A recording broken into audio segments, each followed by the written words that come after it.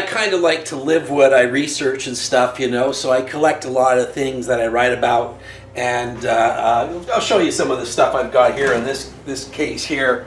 On the top shelf here, I have this set up with the Templars and a Saracen, or a Hashishin maybe, I don't know.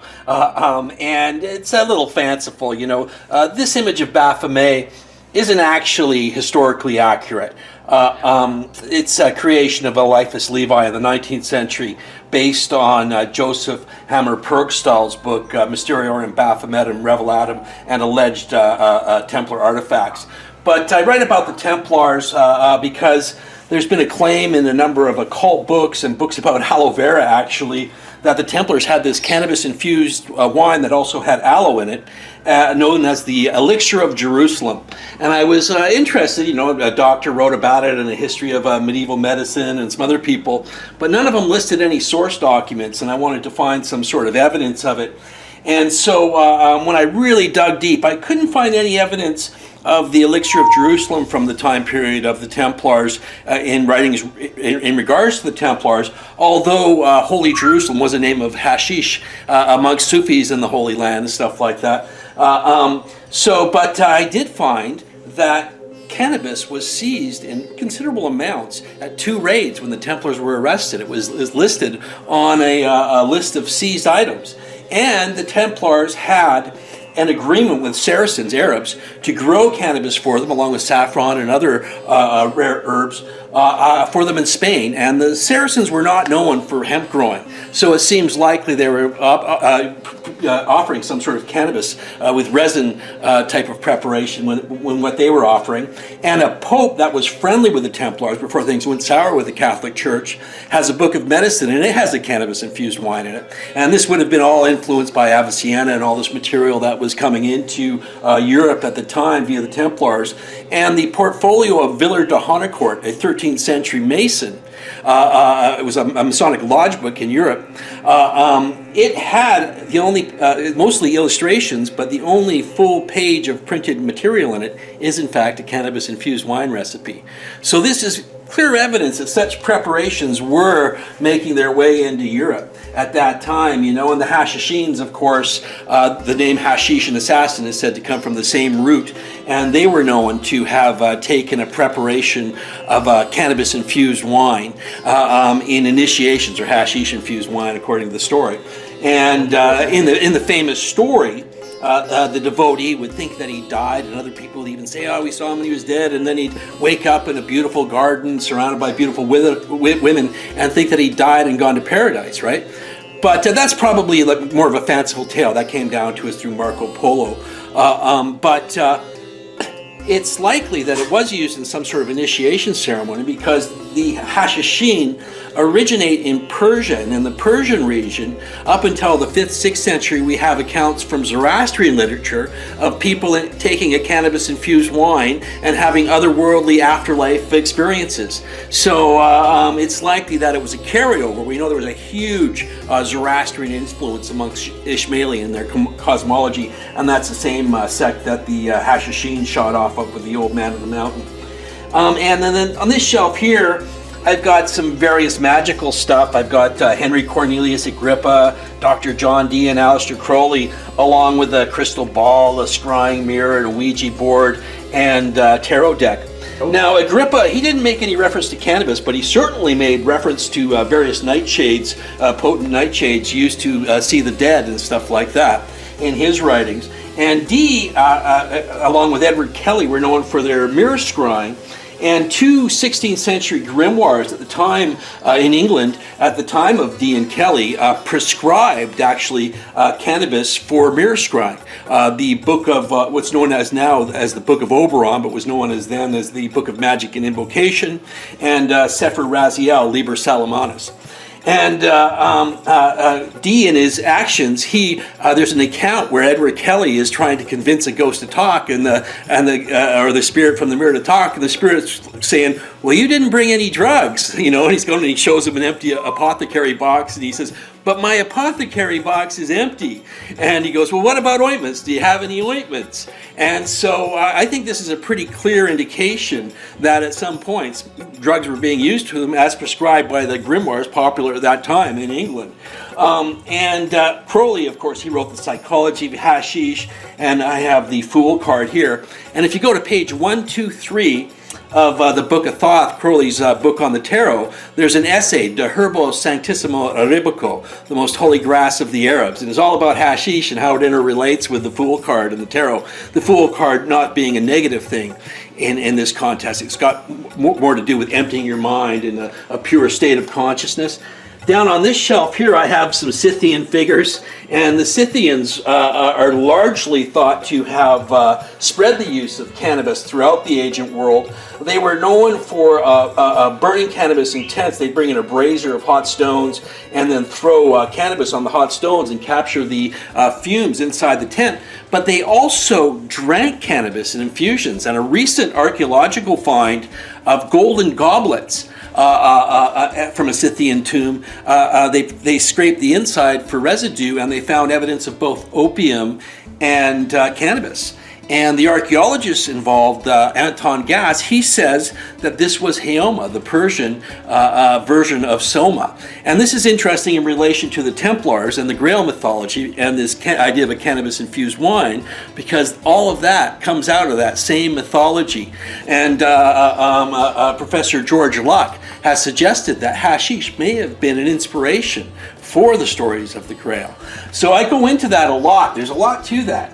And over here I've got this Arab lamp, and I've got a bunch of hookahs. Lots of stuff about Islam in the book. You know, I cover a lot of Islamic alchemists like Avicenna and Gaber and other figures that have written about cannabis and stuff, as well as I go into great detail about the Hashishin and claims that they didn't use cannabis, you know, and show that there's lots of evidence that they did in fact use cannabis. This is Asherah and Ishtar. These are ancient Near Eastern goddesses, and according to William M. Bowden, cannabis was used as a topical ointment, as an incense by the priestesses of Asherah. And in Ishtar, there is actual references to a cannabis-infused ointment in Assyrian literature. And these goddesses are interrelated. A lot of the Near Eastern goddesses took on regional names. This is a modern representation of Asherah done by artist Gideon Hay, holding up some cannabis plants there and stuff like that. And over here, got a couple of antique chillums and an Indian fakir who's petrified his arm by holding it up straight up in an act of devotion to God to show his power of his will. Down below I've got various Aleister Crowley statues. This is one that I did the top part here, and Gideon Hay did the base.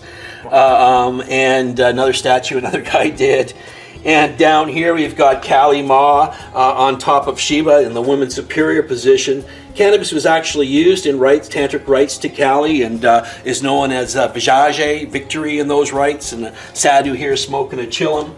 And this is out of all the different deities, you know, I've looked at a lot of different religions in my 4 books on the history of cannabis and magic and religion.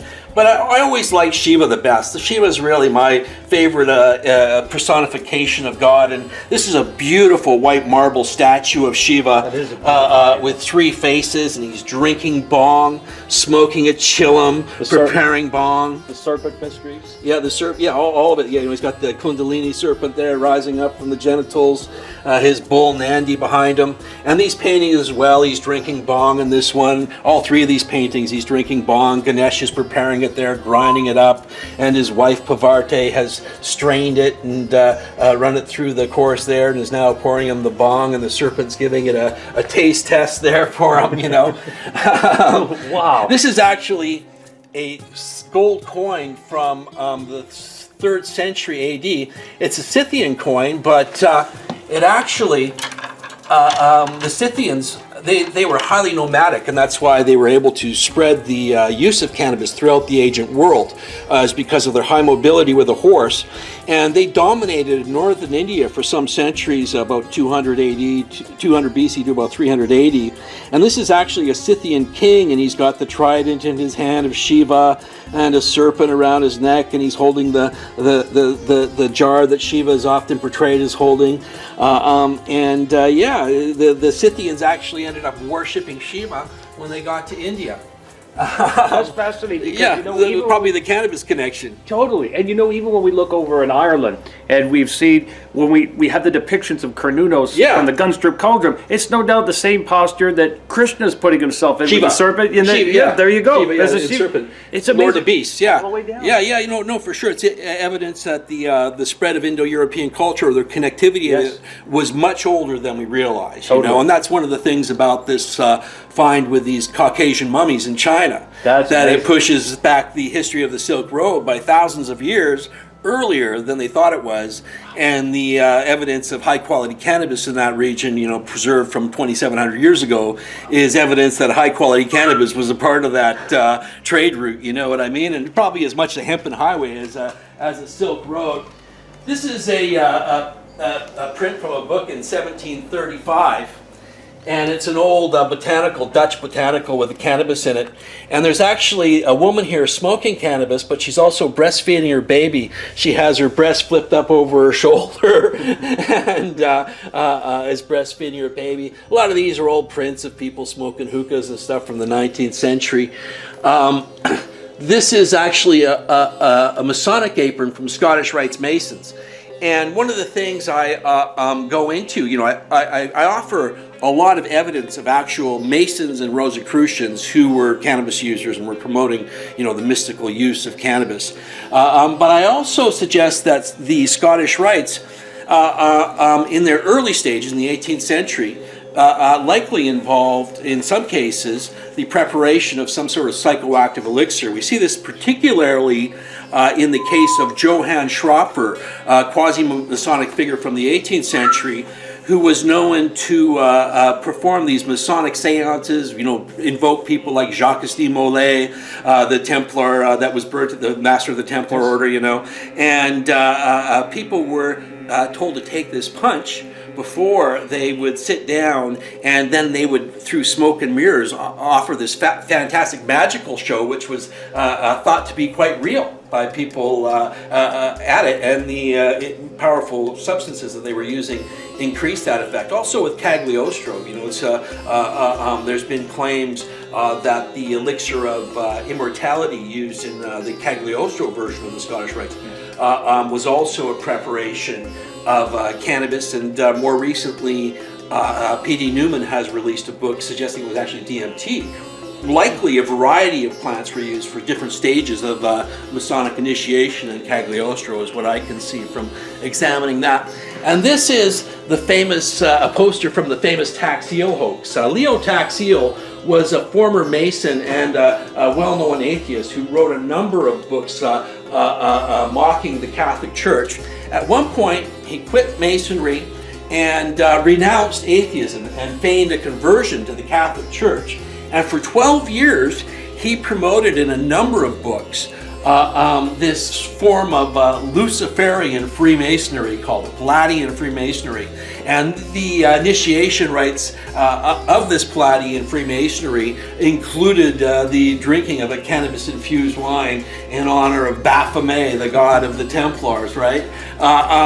He, of course, took this initiation ceremony from the works of Eliphas Levi, who wrote about a cannabis-infused wine in the same chapter as he gives his famous description and illustration of Baphomet. And so Taxiel kind of smooched him up and threw in a bit of actual Masonic history and created a lot of Masonic history, and created his hoax, which he perpetuated for 12 years, very popular with the Catholic Church, met the Pope, and they were all supporters of his work. And then in a famous press conference, he exposed the whole thing as a fraud and laughed at everybody, and Freemasons and the clergy were screaming from the crowd. It's a really hilarious story. Definitely, and you know what's funny? I don't know if you've ever seen him, but our modern day version of him is probably this guy named Bill Schnobellet. It goes around telling people he's... Oh yeah, I've heard about him. Yeah, he's still promoting Taxiel stuff. Yeah, he is. As fact, even That's though it. that a hoax, there's a famous quote about the Third World War from Albert Pike. Right. And this is from the Taxiel hoax. I've gone into that. Yeah, exactly right. I've gone into the British Museum and I've looked for the so-called letter that was there, and I said, "Excuse me, have you seen this letter from General Albert Pike over to Mazzini?" And I couldn't find it, and people still talk about it like it's the gospel. Yeah, it's just in a Taxiel book. It's a total fabrication. He had so much fakery in there. And this is a print of an 18th century painting called Fakirs Prepare Bong. And you can see a fakir here stripping cannabis off of the stalk. And up here they're grinding it, preparing the bong. And this is a thing for straining bong, which is a cannabis drink made with cannabis and milk. Preparing it there. A guy over here smoking a chillum. And one of these guys has stepped out of it and is smoking his chillum over here, bogarting it by himself. While we're in this corner, Chris, can we show off your... Oh, sure, yeah. Yeah, you run these amazing boards over at some of the most beautiful places here in Vancouver. Yeah, if you want to check out some of my electric skateboard videos, just put my name in an electric skateboard. But I was a surfer for a long time before I got into the cannabis activism and stuff, and I spent 20 years out on the West Coast and did a lot of surfing. And I moved to Vancouver, kind of drifted away from it. And this has really brought back the stoke into my life. I just love these things. They're fast and fun and great off-road, great for commuting and stuff like that. And go like 20, 25 miles an hour, and you can get great range out of them. And one of the beauties of the 21st century, Back to the Future there, he had the hoverboard, but this isn't quite a hoverboard, but it's pretty damn sweet, let me tell you, to be ripping uphill and carving up a hill, any hill in Vancouver on an electric skateboard. That is cool. So not only do you have a photographic encyclopedic like mine, but you also are one of the most adventurous people in Vancouver, go up and down all the hills. Oh yeah, I'm 56 and I'm still out there ripping it, man. If you're 56, man, we gotta get whatever you're taking. Lots of herb, bro. Yeah, lots of herb. Awesome. Who do we have here? Oh, this is a goat mask I got on Etsy there for if I ever get invited to a Black Sabbath. And here I'll show you some cool books and stuff like that as well. That's cool. Very, very cool. I used to have bigger libraries, but with the internet, you don't need as big libraries. But this is the Crowley section here, another statue of Crowley, a Kali Ma made from the clay from the banks of the Ganges River. No kidding. That's from that's from the Ganges River? Yeah, from the clay of the Ganges River. And this is a Trump troll, recent acquisition. I've got him here. He's the best demon in hell. There's no other. These other demons, no losers, all of them. But him, my Thram, slaying the bull, and drinking the mysteries comes out of the wound of Zurvan Arcana. Oh, that's cool. Where did you get these? No, I found them online somewhere. Oh, I got a lot of cool rare books. This is like Keith. A life story in 9 phases, and it's all about a guy who starts astral traveling under the influence of hashish. And this is from 1887. There they are there having keef pipes, smoking some keef. And this is a first edition of the Hashish Eater from 1850 by Fitzhugh Ludlow. It's a really fascinating tale, 1857. That's cool. This is a cool book from 1920, Secrets of Occultism. Has a great chapter about cannabis in it. We were talking about spiritualism earlier. Yes, absolutely. This is a book by a well-known spiritualist and occultist, Louis Alphonse Cahagnet. Wow. And this book here, Sanctuary of Spiritualism, study of the human soul, its relation with the universe through somnambulism and ecstasy. When he's talking about ecstasy here, he's talking about the use of hashish, and it has about a dozen first-hand accounts of people that ingested 3 grams of hashish in coffee, and then they recorded their very powerful psychedelic kind of journeys, right? Over here we've got an actual hashish ad from the Civil War era in 1850s. I cut out of an old 1850s newspaper. I didn't want to have the whole paper on the wall, so I brutalized it. But I've had some really cool hashish candy ads over the years. I had one, it had endorsements from General Robert E. Lee and Ulysses Grant and others. You can find pictures of it online. That's incredible. Yeah, well, they're alleged, they were from that period, and they're alleged to be from those guys. Whether somebody was just using their name and taking a risk, I don't know. And this is an old illustration of guys getting stoned, and the hashish is turning into a hoary in honor of the ancient assassins. Before we scan over here for a second, I just wanted to say, you are the man that broke the story on cannabis. You made it a household name, and now what we're seeing out there more and more is that there are people that are taking credit for your work, I've noticed. I don't know if you've noticed it. Oh, yeah, it happens a lot. You know, I see articles and people take all my research and recast my part, you know what I mean? Years or and years and years of your yeah, research. it kind of sucks, you know what I mean? I can document when I wrote stuff, you know, and show the years that things came out. Yeah. And I've purposely released research at different times just to make sure that I can establish the time period and nobody can source anything. And now you've recently been featured on Gaia TV, haven't you been? Yeah, I've been. There's this great series, Psychedelica, and has a lot of psychedelic pioneers on it as well. But yeah, they came out here and interviewed me and have had me on a few of their episodes, and it's a real nice show. Yeah, and when you say pioneers, you're definitely in that category, my friend. What is that over there on the wall? That's a review of my book, Sex, Drugs, Violence in the Bible, from the London, England Sunday Times by Professor Carl Ruck. That is awesome. Yeah. Just awesome. Yeah, that impressed my English parents. They kind of thought maybe I was losing my shit for a while. But when I got reviewed in the London, England Sunday Times and covered in the Guardian and the BBC, then they were like, whoa, maybe you're onto something. Here's some more of my Crowley busts as well that we've recently been marketed. They come out of the mold like that, but these ones are done in stone. And those are available in my shop, The Urban Shaman, for anyone interested. That's very cool. How much can people get one of these for? 200 Canadian.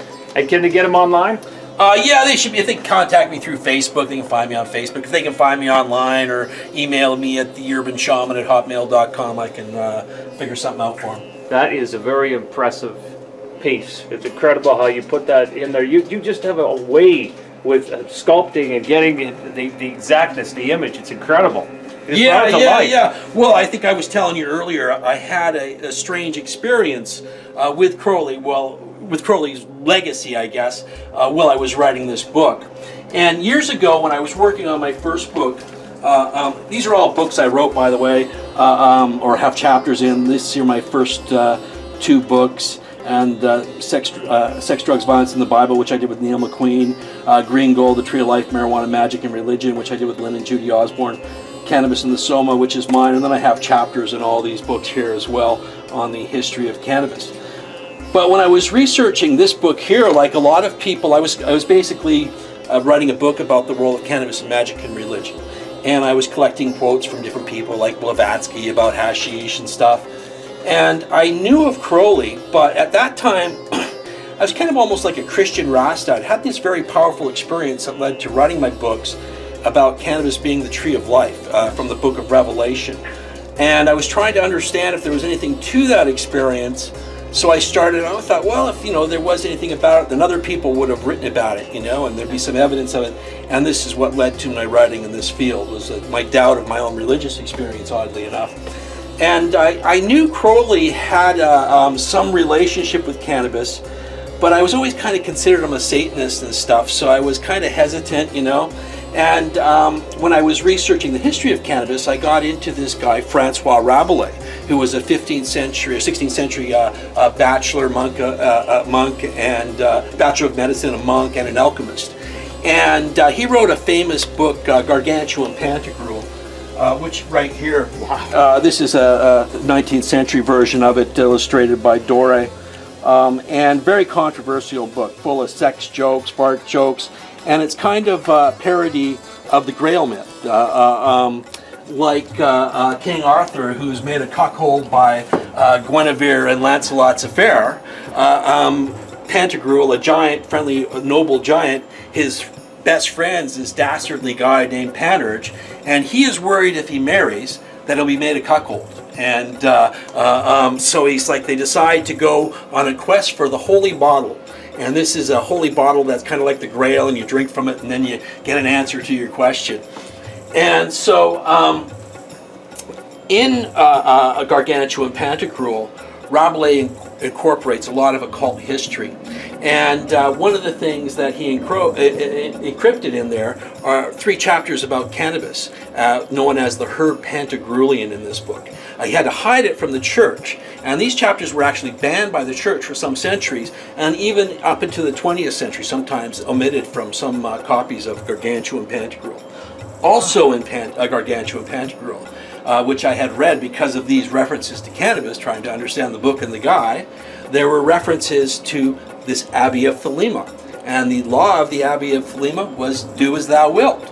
And I go, hey, that's that Crowley guy. That's what he's talking about. He's into Rabelais. And so I thought, well, I'm going to find me a good reference to Rabelais. And this is like in 1992, 1993, right? When I'm still, I'm in the beginning stages of writing this book, Green Gold, The Tree of Life, Marijuana, Magic, and Religion. And I end up finding some copies of Crowley's books at a garage sale. And amongst those books was this book here, Magic and Theory and Practice. And he talks about the Templars and other groups. I'm like, well, this is right up my alley. And I was really getting into it. And then I got to this paragraph where he says, and to do this, you must sacrifice the male child. And I've done this myself 150 times in the last year. And I'm like, oh my God, this is so bad. It's evil. I can't read this anymore. And I put it down and I stop and I'm like, I can't believe I was so into that guy. And I read that. And I go down to Victoria and I'm going to go to a court case of a buddy of mine. I'm at his place there and I see an issue of Gnosis magazine. It was about psychedelics.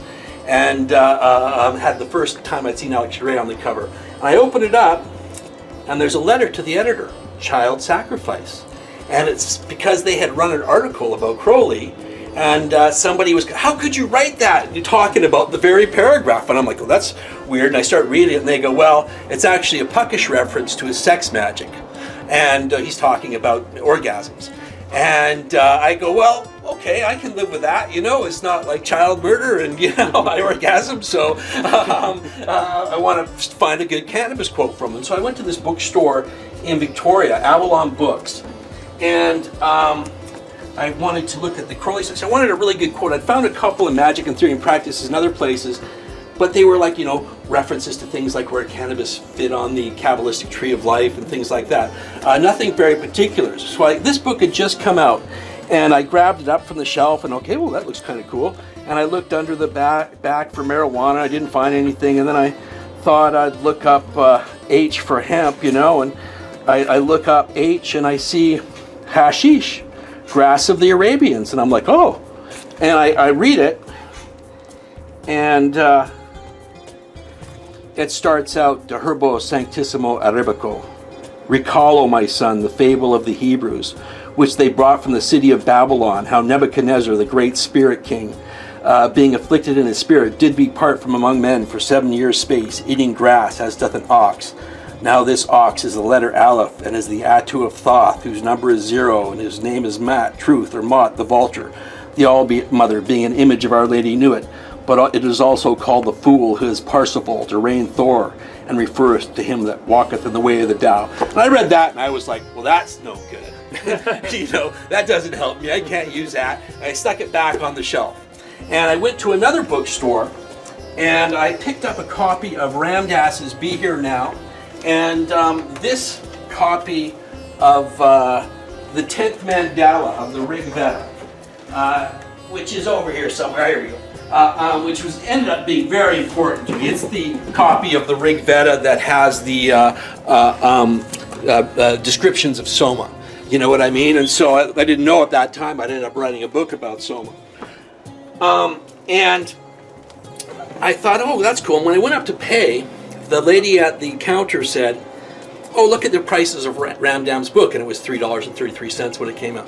And so we rang up my book, and the change came back, $7.77.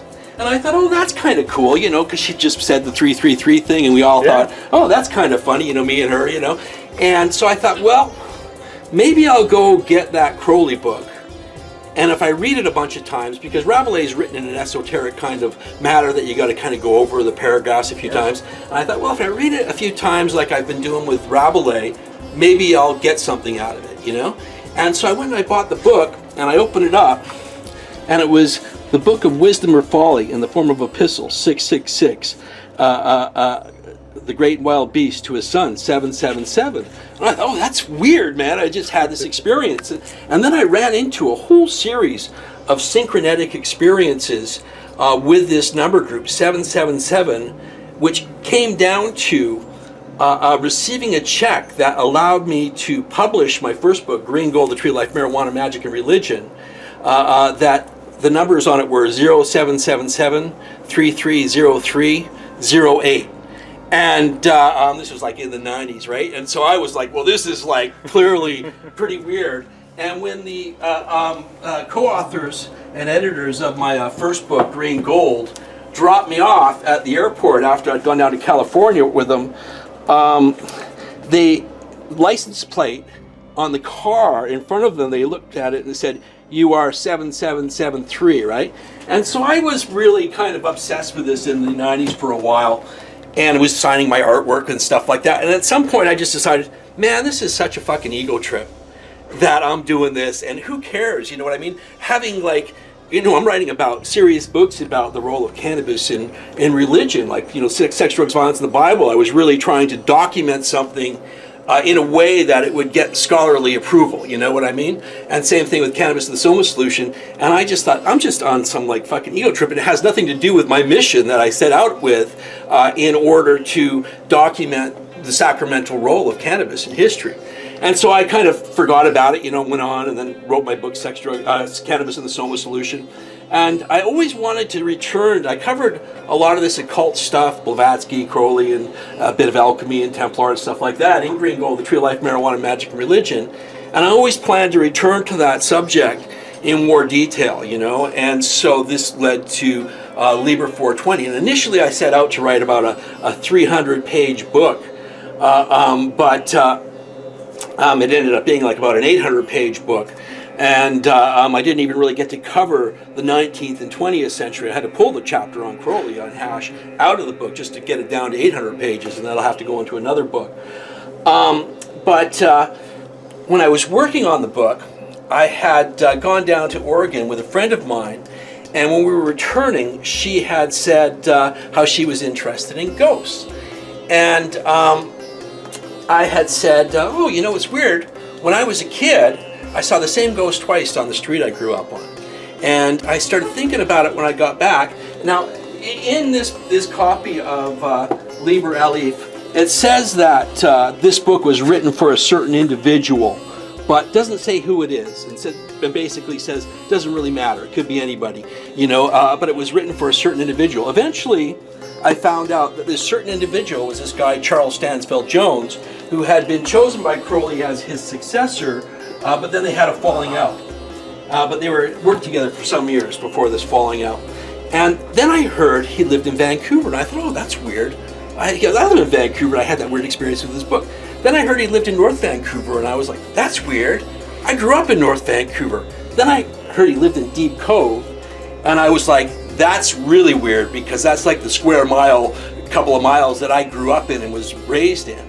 And that was as far as I got until I had this trip to Oregon. And then this friend of mine was talking about ghosts, and it made me think about this experience with ghosts.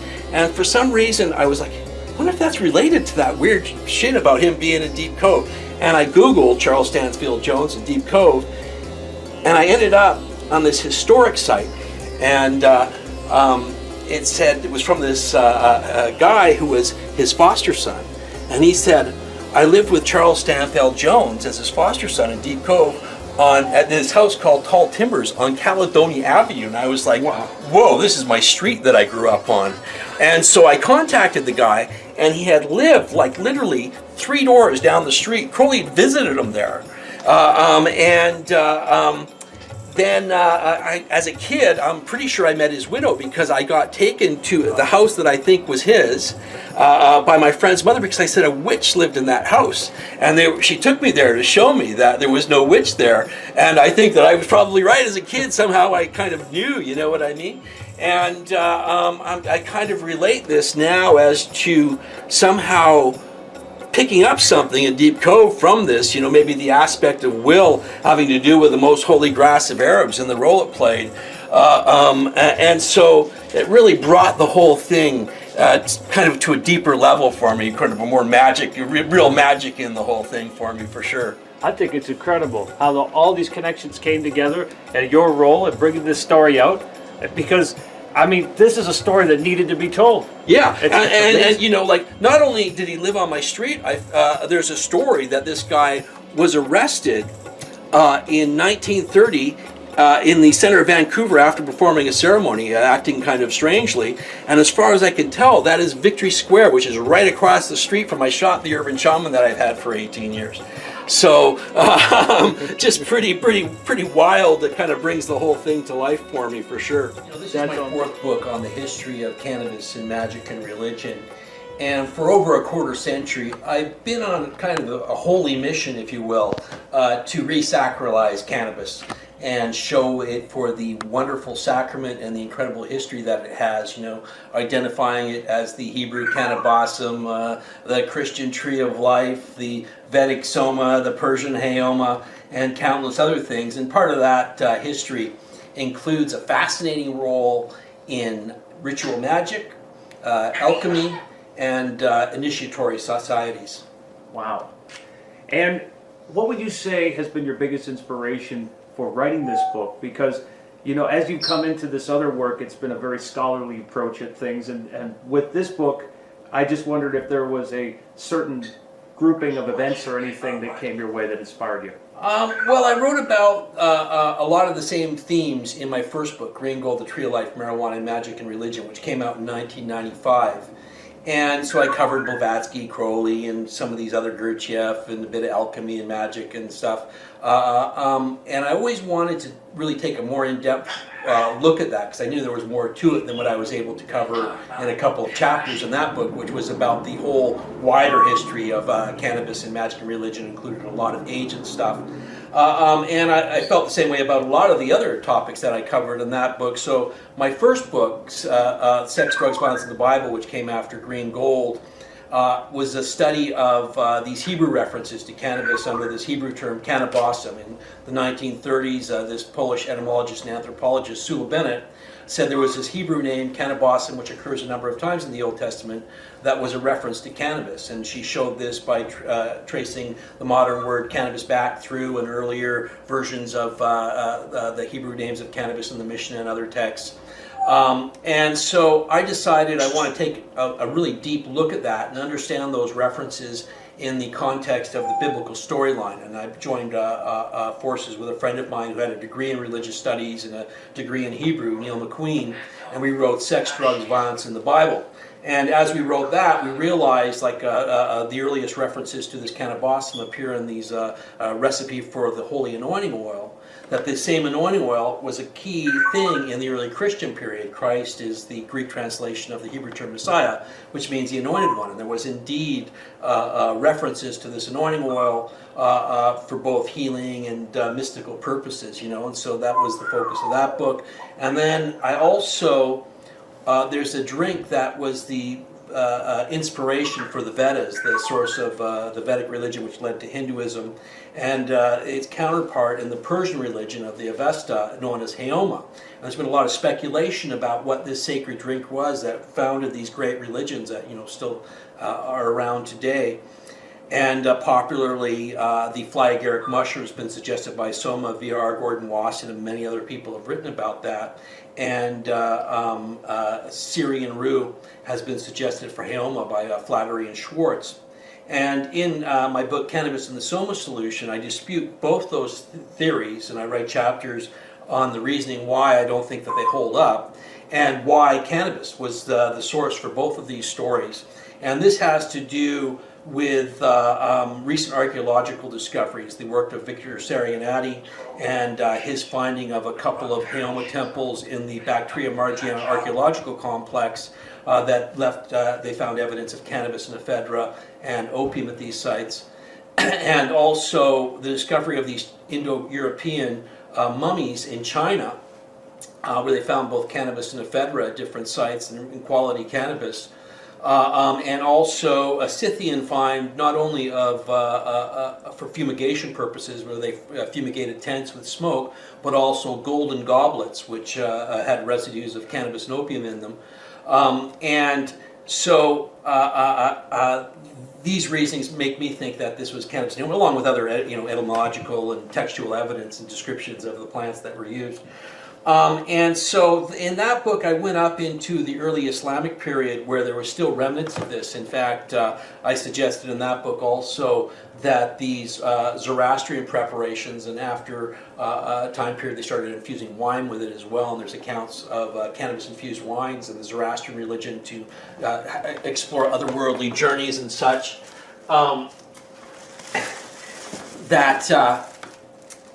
this was the same drink that the Hashashin were initiating with in their death and rebirth initiations.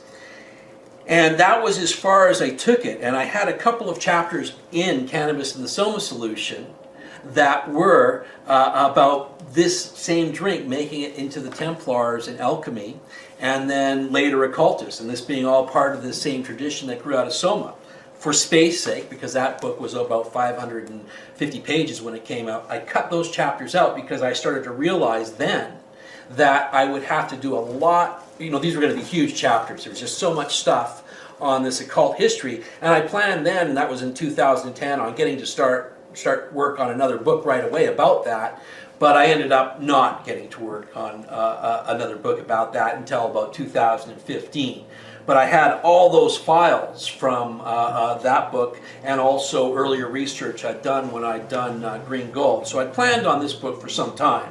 It wasn't like it was just on any sort of whim or anything like that. It was the natural evolvement of Cannabis and the Soma Solution, because these references in alchemy and magic, they follow a lot of that same tradition and lore. When we go into the subjects in your book about magic and we start to go into areas like secret societies, you mentioned Freemasonry a lot. What started to lead you into that area and connecting the dots with the entheogens and masonry? I had an idea about this when I was writing Green Gold, because one of the members of the Club de Hashashin, which was a group of famous authors which would meet to partake of hashish and adopted the name of the Hashashin, or assassins from Islam, Gerard de Nerval, in his book Voyage to the Orient, he incorporates the whole mythology of Harim Abif into this hashish story. And I thought, there must be some sort of connection there, you know what I mean? But I never really had a chance to really dig into it, right? What I put forth, the general idea is that Freemasonry, as we know today, didn't even take root till like the 1720s or something like that. Before that, it was purely a guild of masons, stonemasons, and stuff like that. It wasn't so mystically inclined and stuff like that. And most of this, that's kind of the general academic view of the history. But I think that there's a mythology in Freemasonry itself that it goes right back to the time of building of Solomon's Temple, That's the mythology in Freemasonry, right? You know what I mean? I don't know how many Freemasons believe that nowadays, probably not a lot. Or that it started at the time of the Knights Templar. And this is a branch of Freemasonry known as Scottish Rites Freemasonry, where they claim to have rights that came from the Knights Templar. As I write in the Liber 420, the Knights Templar, there's been rumors that they had this elixir of Jerusalem, which was apparently a cannabis-infused wine. And as I'll show you later when we take a tour, the Templars actually had cannabis seized at an arrest, and they had Saracens growing for them. And so my view is what was the big heresy the Templars were accused of? What was the biggest thing that got them in trouble with the church? Sacrilegious blasphemy? What did they mock the most? Religion? Crucifixion. Yeah, there you go. The cross. They were accused of mocking the cross, even pissing on the cross, according to documents. And this is one of the widest confessions that we get from the Templars. A lot of these confessions were not given under torture. Some of these confessions is what led to the arrest and torture. And so this is kind of the pivotal thing of the Catholic Church is the cross. It's a symbol of the Catholic Church, right? You know, it's the foundation. It's through Christ's death and resurrection that we're cleansed of our sins. Without that, there's no claim to being a priest, bishop, the Pope, and the power of the Church. It's through the cross that they hold their power.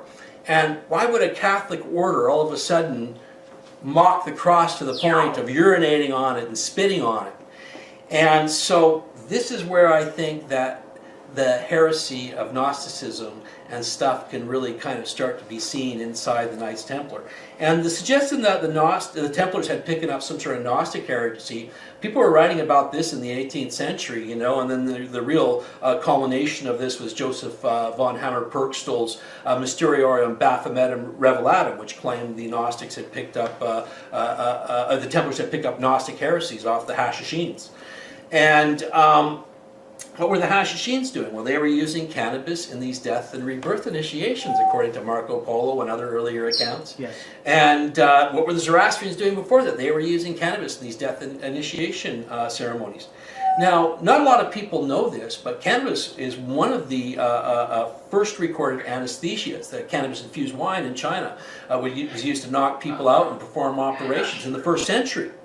And in really strong doses, cannabis will throw you into a state of cannabis extracts will throw you into a state of catalepsy where your body freezes up like it's got rigor mortis and your breath drops away and your heart kind of drops down. In fact, in the 19th century, a Dr. James Braid from Edinburgh wrote a book, Trance and Human Hibernation, and it was talking about how fakirs would perform this magical trick where they'd be buried for a week and then they'd be dug up and they'd come back to life. And he suggests that this is possibly a combination of yogic techniques and some sort of cannabis extract. Because in the same time period, we have W.B. O'Shaughnessy, one of the early cannabis experimenters, throwing people into full-on states of catalepsy where their bodies are freezing in waxen positions and stuff like that with potent cannabis extracts. And one of the things that the Templars came into contact with in the Holy Land, when they were in the land of Jerusalem, was Islamic medicine, where they were performing operations and things like that with mandrake and cannabis and other potent substances that could knock people into a death-like stupor and perform operations. And so the suggestion, and you know, in the 1960s, Dr. Hugh Schoenfield wrote a famous book, The Passover Plot, and the main theme of the Passover plot is that when Jesus was on the cross, there's a description of him being given a sour wine on a sponge. He drinks it, and then he says, "It is done," and he dies, and which is kind of an odd way to die on the crucifixion, because you don't die quickly crucifying. The way that you die is that you're hanging there, and you slowly begin to suffocate because you can't keep your ribs going in and out for breathing. And so it's a slow death of suffocation as you slowly lose your strength and suffocate. But in the biblical account, he gives it up right away. And Schoenfield suggested that Jesus was given some sort of infusion on the cross, and his death was completely fabricated. He appeared dead. They took him down, and it says, 3 days later, and in the Bible it says his secret servant Nicodemus and another guy go to the tomb with aloes and towels and stuff like that. And that's not the way that the Jews prepared the dead. And then he comes to life, right? You know what I mean? And so Schoenfield's book was basically that this was the biggest hoax in history of humanity. And in the Holy Blood and the Holy Grail, they also go into... With Bayesian and Lee? Yeah, Bayesian and Lee. They go into Schoenfield's theory. That's where I first read about it. And my view is that the Templars became exposed to these death and resurrection cults via the Hashishins, Gnostic knowledge. And this is the reason they thought, the whole cross, it's all based on fakery, you know what I mean? And it was a threat to the Catholic Church. One of the alleged mandates of the Hashishin and the Assassins, and it's important to remember when I'm talking about the Assassins and the Templars, so much mythology mixed in with so much history and misinformation. And what I'm even talking about here, this is speculation based on some facts. The Templars did have cannabis seized and arrests. They did have Saracens growing cannabis for them. Other people have put forth a lot of these theories, and I'm building it up out of that, right? One of the mandates of the assassins is the chains of the law have been broken. There's nothing forbidden, and it's called the Quiamot. It has to do with the end of religion, and I think that's what the idea that the crucifixion was a hoax held for the church in this time period, medieval time period, 12th, 13th century. Was enough to just pull the carpet right out from under them, and so the Templars and everything that they had about this had to be destroyed, and that's a theory I put forth on cannabis. And we know at the time of the Templars, a Pope friendly with the Templars wrote about a cannabis-infused wine in a medical document, and a well-known Freemason, Villard de Honnecourt, also wrote a cannabis recipe and brought it from the Holy Land. And so it was cannabis infusions were around. Now that is a speculative way on how it may have come into and then entered into secret societies needing to hide that information and evolved into Masonic rites like the Scottish Rite, where we know in the 17th, 18th century figures like Johann Schropfer and Cagliostro, who claim to have rights from the Templars, are using psychoactive infusions in their and death and rebirth ceremony initiations, right? You know what I mean? And so that's how I kind of work it in. But there's lots of actual Freemasons that are connected with cannabis in very interesting ways that I help to build up this case through history. But that's like, those connections are admittedly speculative. Educated speculation, yes, but hard to take beyond speculation. What is not speculation is the role of cannabis in ritual magic and alchemy. Very interesting. And you said a lot of things that were reminding me of other theories in books like The Hired Key, and we start looking at the symbolism there of the acacia and being connected, of course, over the acacia Confucius and seeing like a dimethyltryptamine kind of connection. Yep. And what's really interesting in that death and rebirth initiation, we see that also in the new Black Panther movie. And this is covered a lot when we look over at mythology with Osiris and everything else. But I wanted to ask you, before we go into more famous Freemasons, you know, like looking at guys like General Albert Pike or an Eliphas Levi or one of those people in history, can we look at the idea of this book, you know, making waves out there for researchers and scholars? How has it been received in the Masonic community so far when you've reached out to them?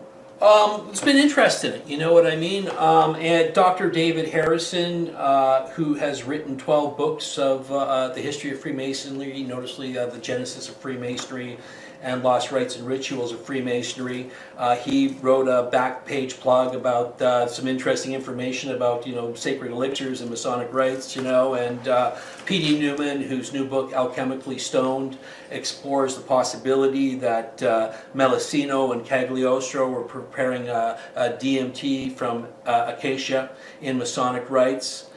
He was also helped a lot. I was consulted with him a lot on the writing of Liber 420. He was very knowledgeable about Masonic history and occult history. Other people have been, you know, interested in it as well. So there's been some interest. You know, I don't know how it will. You know, it's not out yet, so it's just coming out. You know, so it's hard to say how the bigger Masonic community and stuff like that. But those are enough of plugs for people that are interested in that to pick it up and take a look at it. You know, we should probably talk about it in alchemy and magic as well, because there's some really fascinating stuff there. Okay, let's go there. And could you tell us, is there anywhere that we can find in Paracelsus is worth the use of cannabis? Yeah, there's a recipe for a cannabis arcanum, and arcanums are sacred elixirs like quintessences in alchemy. That is a recipe from Paracelsus' book, which I had translated from the Latin and German and mix of languages that it was originally composed in. That was actually a cannabis wine infusion that was used for epilepsy. And so, you know, now we're seeing all this material about cannabis and epilepsy. Paracelsus was centuries ahead of the game. In alchemy, it goes back, you know, Zosimos, who's largely considered the father of alchemy. He wrote about cannabis-infused wines and beers being used by magicians in his time. And then, a lot of it comes in through the Islamic world. Geber, Avicenna, all these people had cannabis recipes, cannabis infusions, and that's where people like Paracelsus would have picked it up from. Paracelsus was much more into opium. And his version of the Philosopher's Stone is thought to be a solid form of his elixir laudanum, which was an opium preparation. And accounts from the time record that he even used that for invoking demons, was using it in magic. And likely in that respect, he was influenced by the magical grimoire that was popular in the 13th century, the Picatrix, which is a translation of the 10th century Islamic grimoire, the Gayat al-Hakim, and it was translated into Latin in the 13th century at the request of King Alfonso X, and became the Picatrix.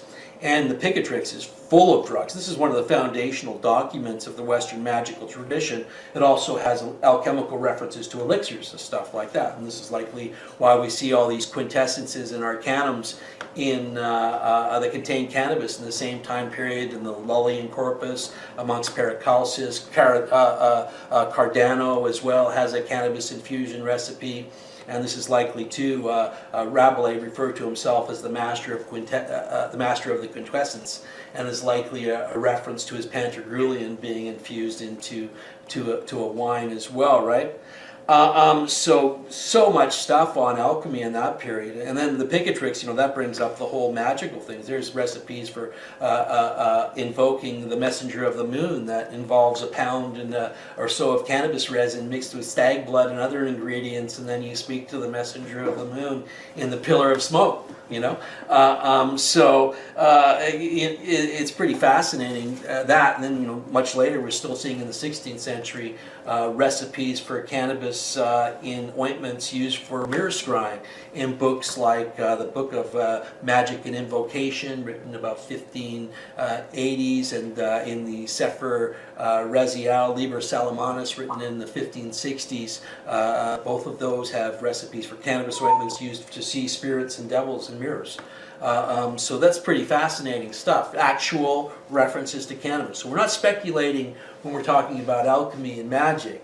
We're talking about actual references from alchemists like Paracelsus, Cardano, Avicenna, Zosimos, and actual magical grimoires like the Picatrix, Sefer Raziel, Liber Salamanis, and the Book of Magic and Invocation. No speculation there whatsoever.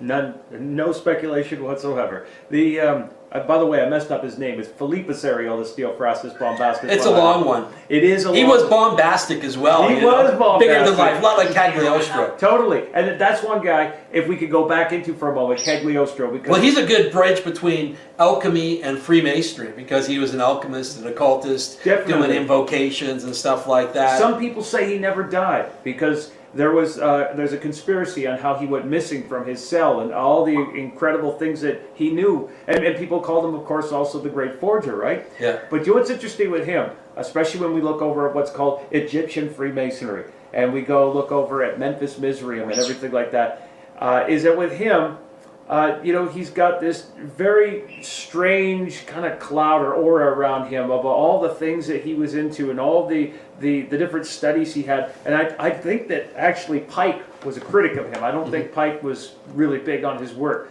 But do we find any of his secret regenerating, immortality-inducing elixirs? Are there any sort of recipes for that? Well, in the Eliphas Levi suggested that Cagliostro was using hashish as a fumigant for invocations. Levi said that? Levi said that, and right after it he refers to Ragon, who was another well-known Freemason preparing elixirs. And Ragon wrote about cannabis elixirs specifically in one of his books on masonry. So it's pretty clear in those passages, which I go over in Liber 420, that's what Cagliostro was talking about. And then in the 1920s, there's a French journal of debates that goes over some older material, and they refer to an account from an apothecarist who went through Cagliostro's initiation, and he said it was all just hashish. More recently, P.D. Newman's book, Alchemically Stoned, has suggested that Cagliostro and Melusino before him were preparing DMT from acacia, which is a very important plant in Masonic history and the legend of Hiram Abiff. So there's some evidence for this type of stuff, and as well, I record a recipe for a drink that a wine that elixir that Cagliostro prepared that had nutmeg and mace and a variety of other plants that have chemicals in them that are precursors to MDMA. And Newman, in fact, prepared a batch of this plant following the same recipe, and found that it was psychoactive, much in the same way as ecstasy is like an empathetic type of effect. Cagliostro was reputed to have an elixir of Saturn, and Saturn's a very important plant in alchemical herbalism and astrological herbalism. In two herbals, William Culpeper's herbal and I think William Lilly's Christian herbal, which are astrologically based, cannabis appears as a plant of Saturn, and was used in alchemists in conjunction with workings that had to do with the planet Saturn, which is kind of the death and rebirth kind of marking point in the alchemical astrological view. So it's quite possible that that contained it. In the book, The Masonic Magician, about Cagliostro, the authors claim that there was a astrological herbal chart that was used by Cagliostro and his associations, and it did have cannabis under the planet Saturn. So that again is another bit of evidence for that, you know. So yeah, there's, you know, I think that.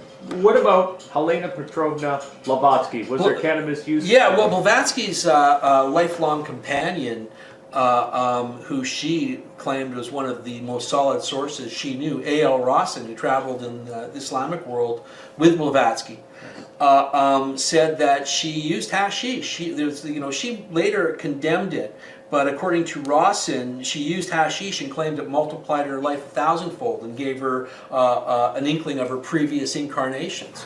Rawson was involved with all sorts of Masonic groups and Rosicrucian groups, and also wrote the rituals for the Shriners. And the Shriners' history is connected with the Bektashi dervishes, which is a cult of dervishes that use hashish.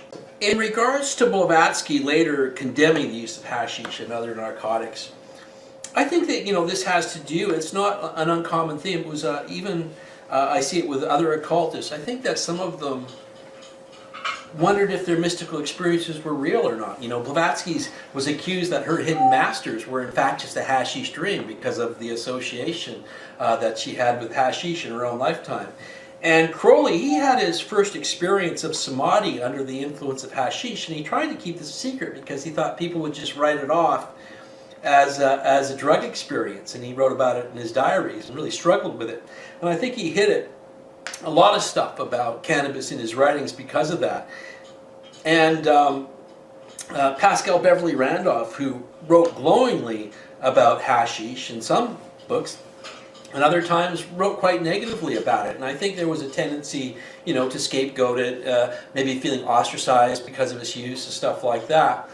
And wondering, is it just the drug or is there something to it? I'm saying there's something to the drug, you know what I mean? That when we use cannabis, we kind of get into a certain wavelength, you know, and Blavatsky's comment about reincarnation, that's another theme that I've seen in the history of cannabis and the occult. There's been a book in the 19th century, I forget the name of the trance of Fritz something or other, but the guy then claimed that in the 19th century he had was taking cannabis, and he realized that in the 17th century he was another guy that had been taking cannabis, you know, and somehow their histories kind of collided. And other people have written about this same effect in the occult world and later as well, about sort of tapping into some sort of past life experience or resonance, you know what I mean? And I don't know if I even believe in things like reincarnation, but you know, certainly what they're finding out about memory and genetics and stuff like that is indicating that we can pass down memories genetically, you know what I mean? And some people are natural piano players because they come from a long line of piano players or carpenters, natural carpenters or something like that. And there's like aspects of instinctual function. Jung said the collective unconscious was the instinctual force in man. And what's the instinctual force? Other animals are born, a horse can walk around the day it's born, a sea elephant can go fishing, you know. These are mammals. They have the same brain setup as us, but their instinctual components of their brain is more prominent, where our forebrains are more prominent. But all that's in our brain, and there's some sort of collective sort of memory of the species in that, and I think that recognizes cannabis from its history and taps into that, you know what I mean? Yes, absolutely. And I know Manly P. Hall was also one of those guys to bring up cannabis and talk about its historical uses and where it fits in mysticism, but at the same time, laying down some admonishments, especially as things were developing back then, and there's a certain scene in Los Angeles, you know, he had that sort of duty to criticize people and warn them. But you know what's interesting, though? When we start talking about a cosmic record, Chris, because Blavatsky, she was tapping into this universal record of knowledge and comparing it along as an encyclopedist with all this research and knowledge she was gathering. Tesla said there's a core in the universe that he was able to tap into and his brain was only a receiver. Is it possible that when we look at phenomena like, let's say we look over with Edgar Cayce, who I'm sure you're familiar with, what is it, something like 14,000 plus readings he had done for people when he entered a hypnotic state and his consciousness, like we're seeing now in some physics theories with Sir Roger Penrose and Stuart Hameroff, they talk about something called quantum consciousness. Is it possible, if our consciousness is a non-local awareness, that once we change our consciousness, like when we're falling into a light state of sleep, that we're tapping into something greater? And could it be that hashish is putting people into those different waves, and we look over at whatever brain state it is, it's able to tap into the cosmic? Yeah, you know, one of the things that I really go into in the conclusion to Liber 420 is, you know, the relationship between being high and dreaming. And it's interesting, it's the work of Dr. J.J. Moreau that led to the whole concept of the unconscious and the subconscious mind in Freud. And Moreau, who was a member of the Le Club des Hashishins, he thought that the cannabis intoxicated state mimicked madness, and it was a way of looking at madness. And another way of looking at madness was the dream state, because you're kind of mad in your dream, you know what I mean? You're in your dream, you're telling yourself the dream, your other characters in your dream. It's pretty schizophrenic, you know what I mean? And this has led to the ideas that led to unconscious and subconscious, and Jung even wrote a book about, or gave a huge lecture that's now a book, about Gerard de Nerval, one of the members of the Le Club des Hashishins, who I was talking about in relation to this Masonic stuff, because he was such a good example of what can happen when the unconscious floods the conscious mind too quickly, and how that could lead to insanity, you know? And Moreau and others also, as I said, mentioned how this was similar to the dream state, you know. And it's interesting, according to, I started trying to understand if there was some sort of physical relationship between cannabis and the dream state. And in the late 80s, they had done some experiments on cannabis and serotonin levels, giving people cannabis and then doing a serotonin level. Melatonin, sorry, not melatonin, serotonin, melatonin levels. Checking the baseline melatonin level before cannabis, and then checking it at 45 minutes or so after ingestion of cannabis or inhaled cannabis, I can't remember. And what they found was that in some cases, it had spiked to 4,000 times the regular daytime levels for melatonin. And I think this same spike in melatonin likely is the reason why everyday users of cannabis say they dream less frequently, because all day they're spiking melatonin, and I think it makes your life maybe a little bit more esoteric, but it's depleted at night, and so you don't dream as much. But what I noticed is a couple of times I woke up, you know, 4 in the morning or something like that, and I thought, oh, I'll smoke a bowl and go back to bed. I do that, and I have the most intense, vivid, lucid dreams that I ever have. And I attribute this to this same huge spike in melatonin. Now, when you use that in conjunction with something like a magic mirror, and I should mention that, it's not just the 16th century where we find cannabis used in magic mirrors. This was a big part of the 19th century scene. People like Pascal Beverly Randolph, Louis Alphonse Cahagnet, Dupotet, and other famous mirror scryers, Frederick Hockley, they all used cannabis in conjunction with magic mirrors, right? And so it was really big up until the 19th century. People were still writing about cannabis in conjunction with magic mirrors. And so what is the mirror? Who's talking to you from the mirror but the one who tells you your dream at night? You know what I mean? It's like your subconscious, your unconscious mind.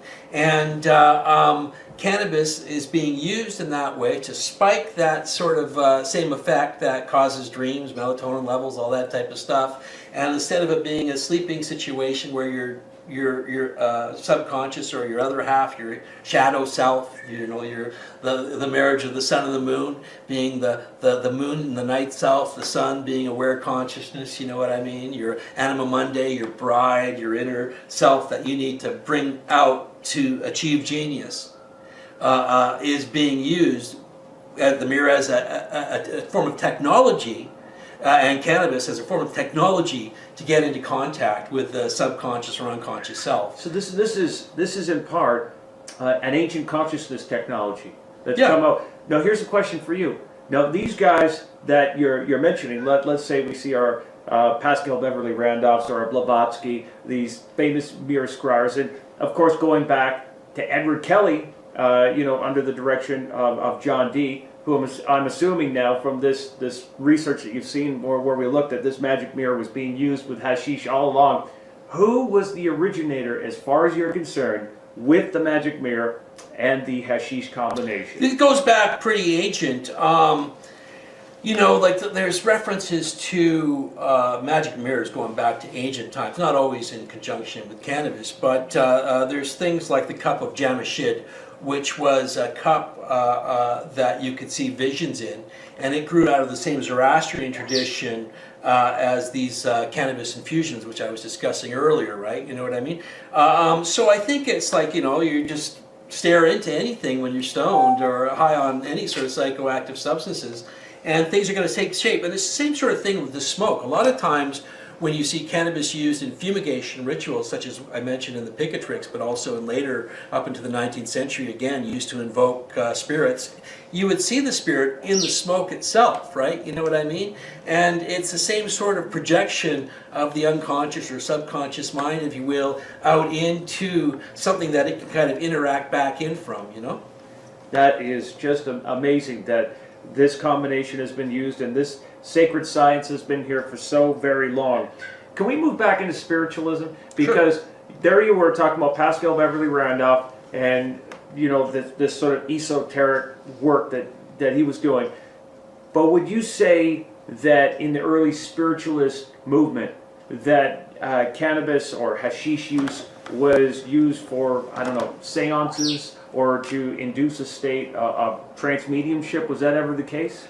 I would suggest that the whole spiritualism movement was kind of a carryover with what was happening with Johann Schroepfer and the Phantasmagoria, where well, hold on. Can you tell people what Phantasmagoria means? Because this is going to blow people's minds. Yeah, well, it's kind of like the theater of the dead, I guess. I don't know how to describe the term Phantasmagoria. It's a combination of ritual magic and magic mirrors. But Johann Schroepfer, who was a Freemason in the 18th century in Leipzig, he was putting on these seances, and you would go to them and partake of this punch, and then he would do this hour-long complicated ritual. And through a combination of smoke and mirrors, say they'd have like a pillar of smoke with all this incense, and likely there may have been like things like henbane and mandrake and stuff like that in the incense. There'd be this pillar of smoke, and then they would with a primitive, here I'll show you, give me 1 second. The candle would sit in here, and they would have glass slides, this is before photography, that they would paint images of people on, right? And they would project it into the smoke via mirrors. This would be under something you couldn't see, and then the light, and then it would come up into an angle, and then you'd see a ghostly image in the smoke. And in some cases, the slides were mechanical in the sense that you could pull this way and the eye would shift, or you pull one up this way and the mouth would open and close.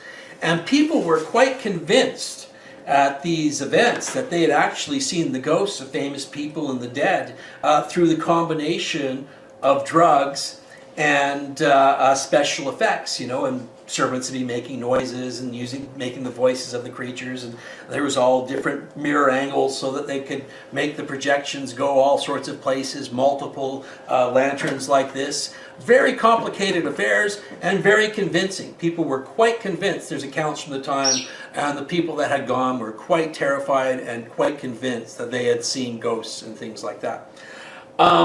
And some of the earliest figures in the whole spiritualism movement are figures like Louis Alphonse Cagné, Pascal Beverly Randolph Blavatsky. Before the whole occult thing took off, these same people were spiritualists. Dupotet, and the mirror scrying itself, is all about seeing the dead and contacting the dead. And definitely cannabis was around that scene and used for inducing trances, as well as other substances, opium and other substances as well.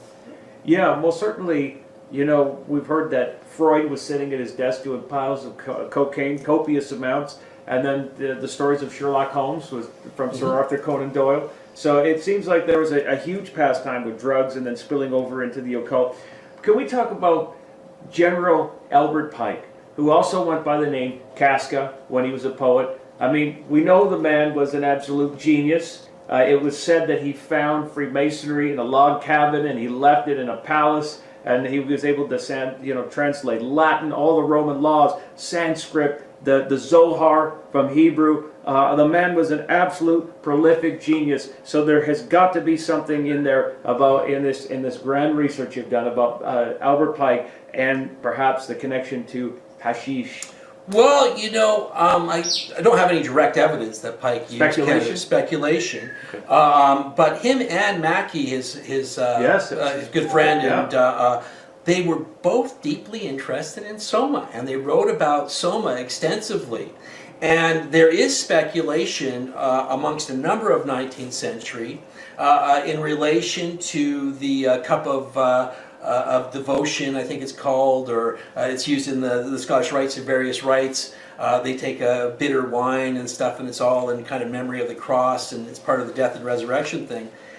They were speculating that there's some sort of relation to these earlier things like soma and stuff like that. And so I've reproduced Mackie's writings and Pike's writings about their research into Heoma and Soma, and they do mention cannabis in this context. Although they thought it was a different plant, they mentioned that it had effects like that and stuff, and it was part of this ritual thing.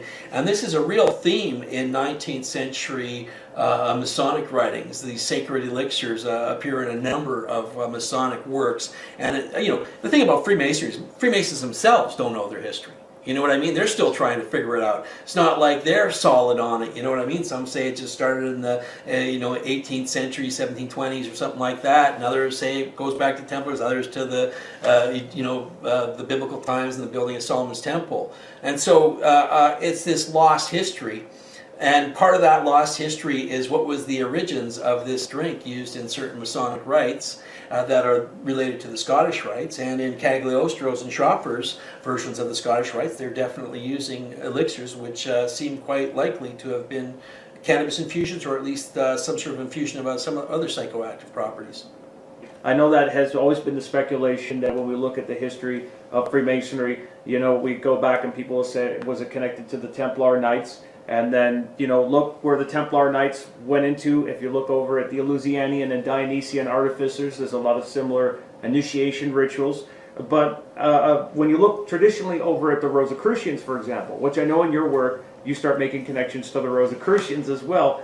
In the Rosicrucian tradition, we know that their Grand Master is King Tutmosis III when we go back into ancient Egypt. And when we look at the Hiram key, which is interesting, we have another Egyptian connection there, because in the Hiram key, they start looking at the story with Hiram Abiff, the widow's son, and they start going back into an Egyptian king Sakanan Ray Tao, I believe it's Sakanan Ray Tao II, and they start to see how he was accosted just in a similar way of the three ruffians. So this stuff, I think, is very, very ancient in these traditions. And what's very interesting, if we link it back into ancient Egypt, there we have the whole death and resurrection and the divine kings and the acacia going back to Osiris. So I think that's fascinating.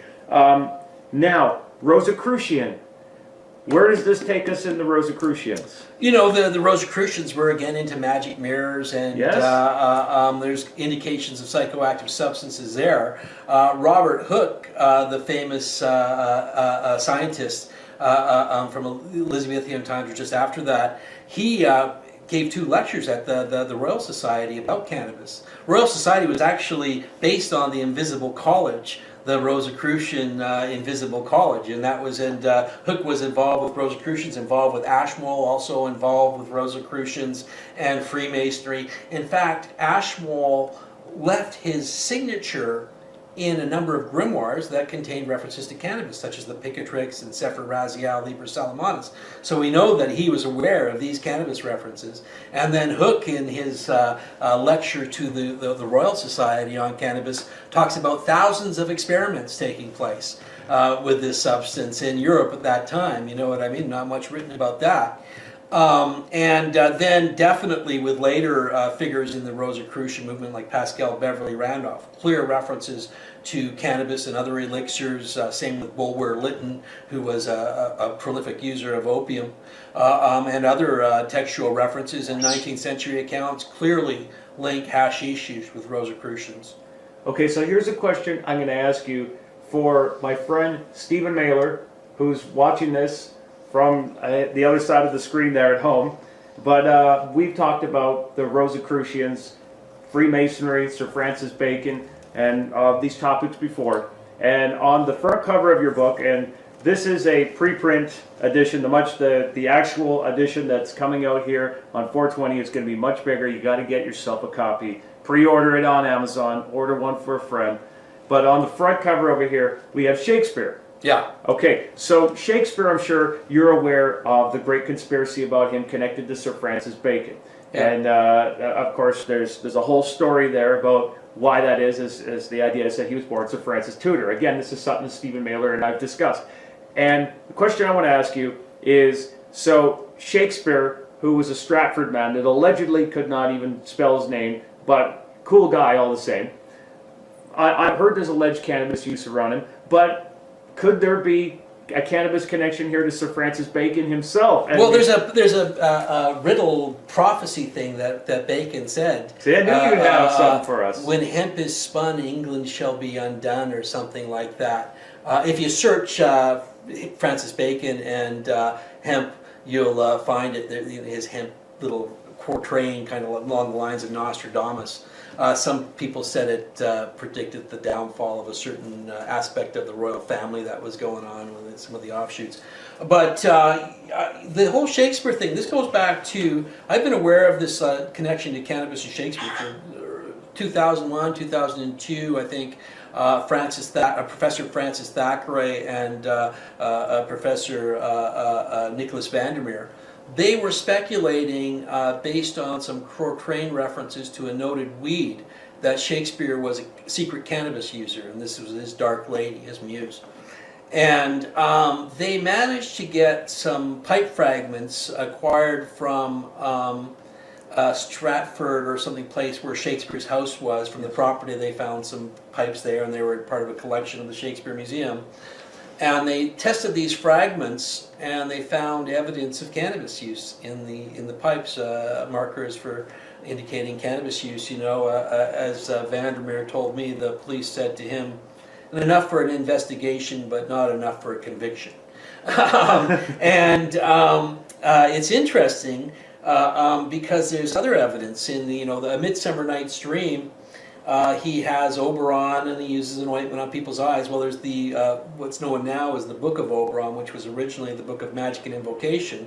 It has cannabis and other drugs in it, And also Puck is also referred to as Robin Goodfellow, and Robin Goodfellow was also known as the god of the witches, but Robin Goodfellow has an extensive history with hemp. A lot of times it's got more to do with fiber hemp, but there's also indications of some sort of herb-infused wine with Robin Goodfellow.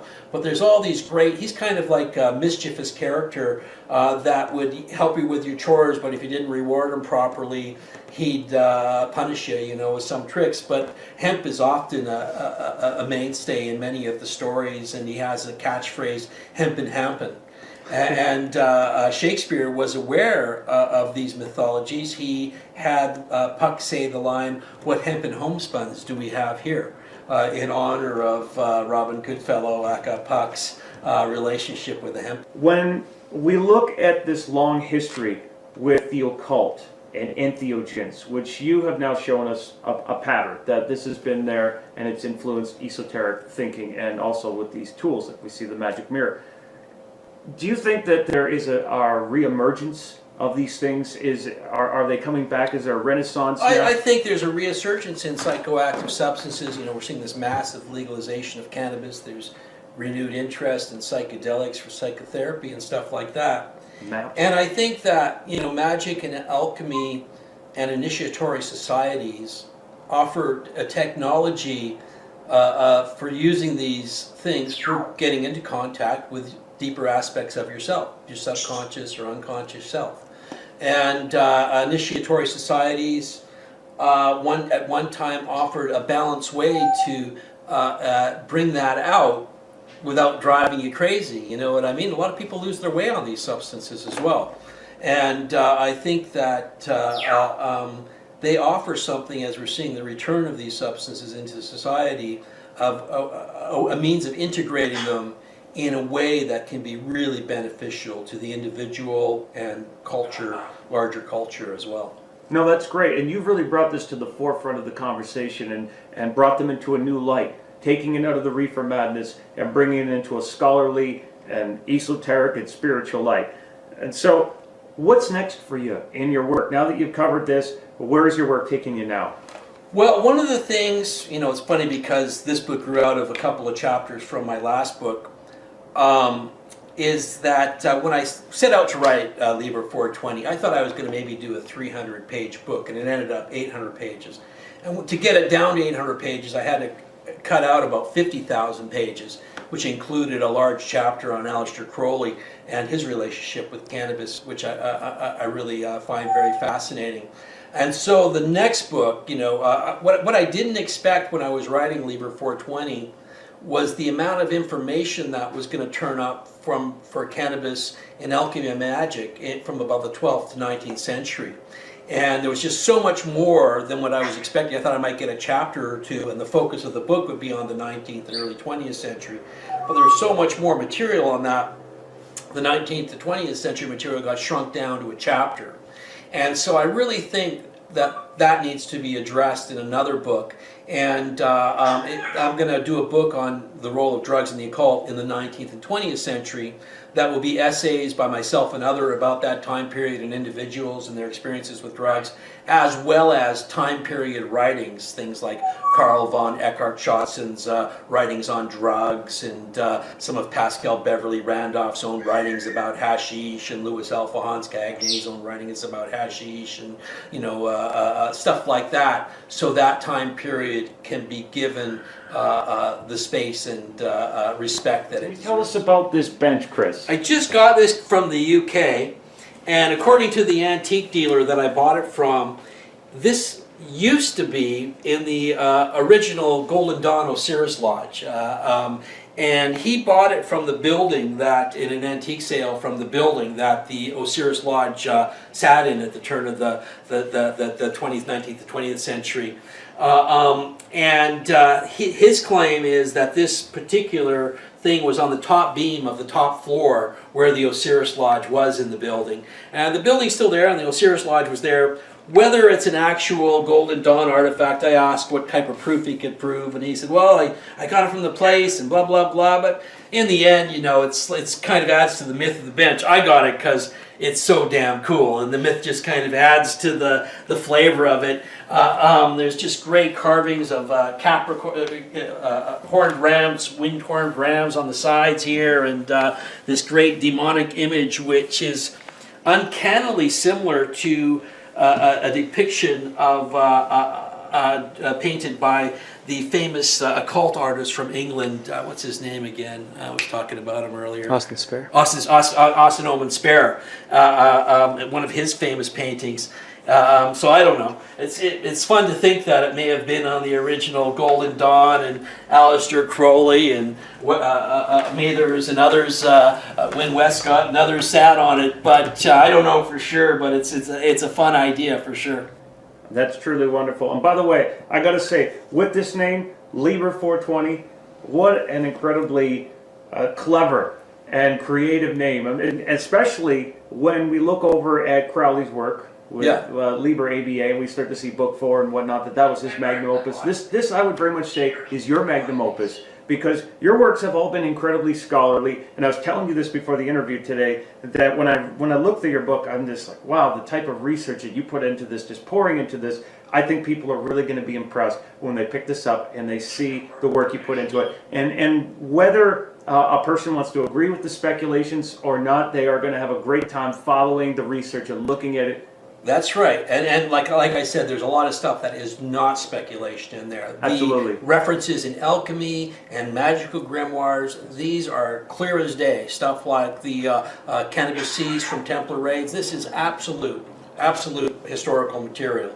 I've taken some liberty in speculation, but I want to be clear in the book that I address speculation as speculation, and I address actual history as actual history, so it's pretty clear what I'm talking about either one. Incredible. How can people find you, and how can they get the book? You can look me up on Facebook and follow me on Facebook. I've got a blog over at cannabisculture.com. I've got lots of lectures and videos on YouTube. If you search my name in cannabis, you'll find them. And you can get Liber 420 on Amazon, or my last book before this, Cannabis and the Soma Solution, which is a huge overview of cannabis's role in the agent world, on Amazon as well. And thanks for your support if you do that. That's awesome, man. Thank you so much for doing this, Chris. Absolutely. You're awesome. Cheers.